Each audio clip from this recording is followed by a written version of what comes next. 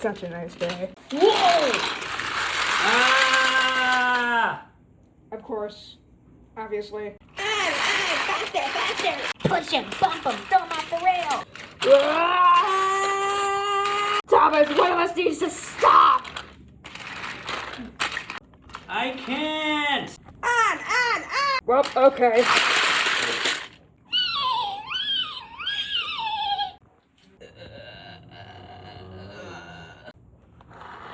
We have a problem.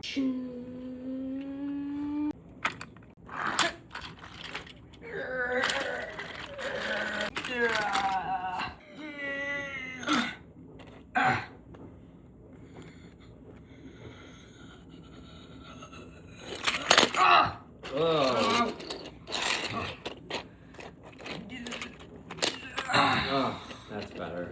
Alright, Thanks, Kelly. no problem. I just need to find stuff now. Help. Thanks, Kelly, but what about the garbage? I'm afraid that's long gone now. Oh. How is he? I heard it from Victor. He's still being worked on. I feel pretty bad for him now. And, Scruff? Same with him.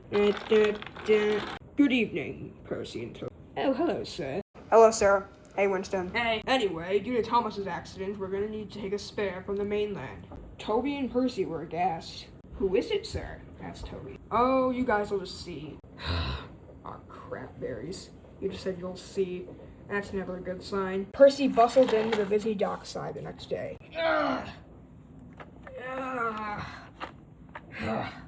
Somehow, carrying engines is worse than being beached on the dockside. Oh, lay off it. We're not that heavy. You'd be surprised. Hey, watch where you're laying me. Oh, my apologies for putting you right on the track. That's not what you did. Well, Billy was being supplied with coal. Percy started talking. So, I assume you're in for Thomas after his accident? Yeah, that would be me. Alright then.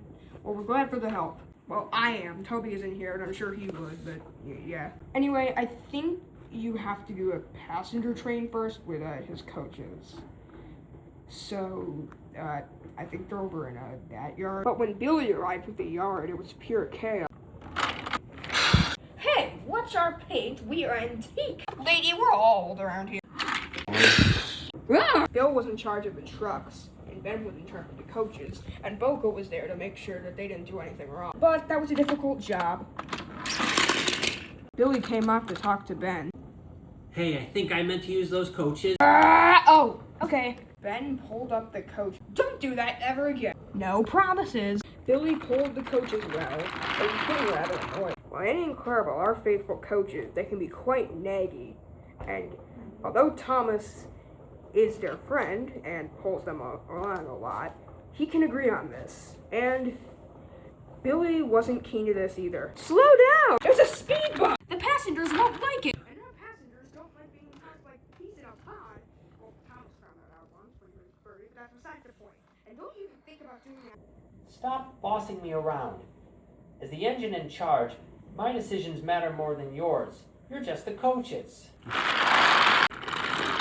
When they arrived at the station, the passengers dazedly walked out. Our poor passengers, said Annie. We shan't go any further, said Claire. Billy did not care. He tried to move, but they wouldn't. What's going on?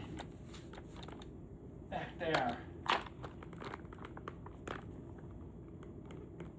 Eventually, Billy noticed what they were doing, but it's a very impulsive engine. His solution was, Once the train ride was over, Annie and Clarabelle were deeply shaken and were glad when they were taken back to the yard, away from Billy. Billy still couldn't take a hint and just assumed that Annie and Clarabelle were against him.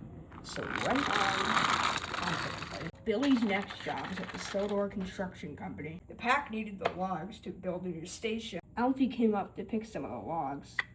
Yeah. And he placed it in the Max's flap. What took you so long, small fry? Alfie was very nice, and Billy thought this would go better than his coach fiasco, but that's what soon changed.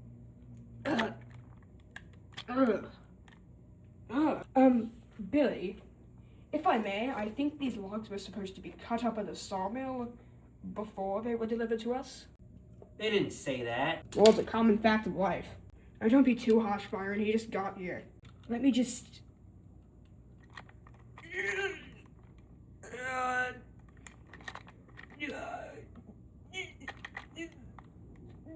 Then it happened.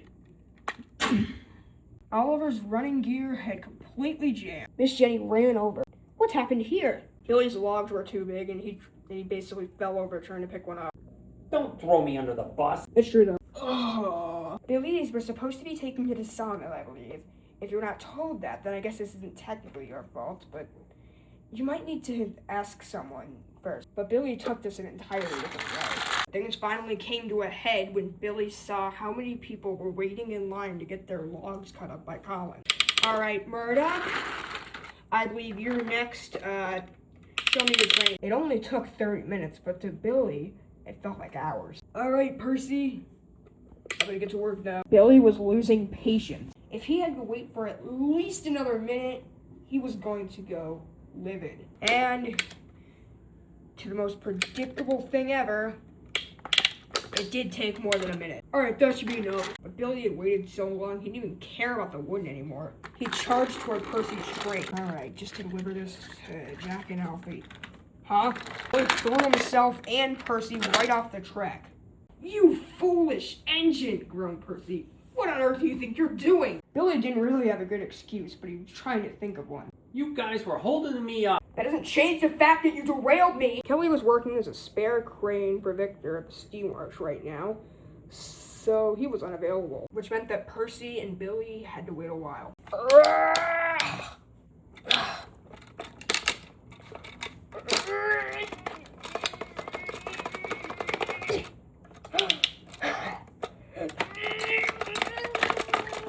After waiting there for days, in the morning, they were awoke with a pleasant surprise. Once their Topham Hatt came back, he had some stern words for Billy. Billy, I brought you here to work hard, not to delay the progress we have already made. And now Percy's gonna need to be repaired. However, you weren't that badly damaged, so you will return to service. Do better. Once their Topham Hatt was out of earshot, Billy wanted to snap at whoever he could, but he was gonna save that for later. Percy was still thinking about Billy. Colin tried to cheer him up, Toby tried to cheer him up, Thomas, when he came back, tried to cheer him up, but nothing really worked. All Percy longed for was for Billy to win. But it would have been best if Percy was paying enough attention. What? Edward? Percy? Wow. It's great to see you again. They finished overhauling you? Yeah, I feel young again, or so to speak. Yeah, well, that's great, but we're all old, so yeah. But glad to see you back. You looked a bit lost before, though. Hate to get into your business, but what about? Percy's happy smile quickly faded. It's Billy. He's a sub after Thomas got in an accident, and he's insufferable. Well, what did he do? Well, where do I get started? He's impulsive, bouncy, rude. Was rude to Colin, rude to Oliver, rude to me, rude to Byron, rude to everyone, rude to Annie and Clarabelle. And then he derailed me.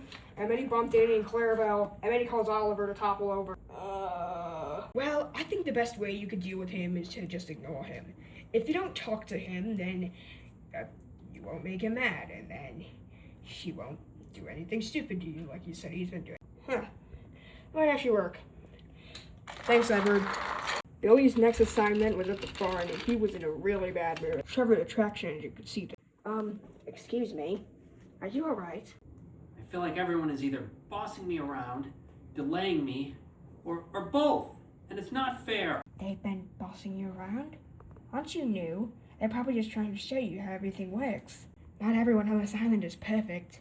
I mean, some of these people are pretty rude, and maybe those are the people you've met, but I know a handful of nice engines here, and I think you should be nice to them. The ones you haven't met. I mean, it'll probably work better. Better than anything I have. I'll try it. From that point onwards, Billy and Percy didn't really talk that much. They weren't on bad terms. They just tried their best Either knock any other's way or ignore them. And when Billy got sent away, Percy wasn't smirking. That should tell you something.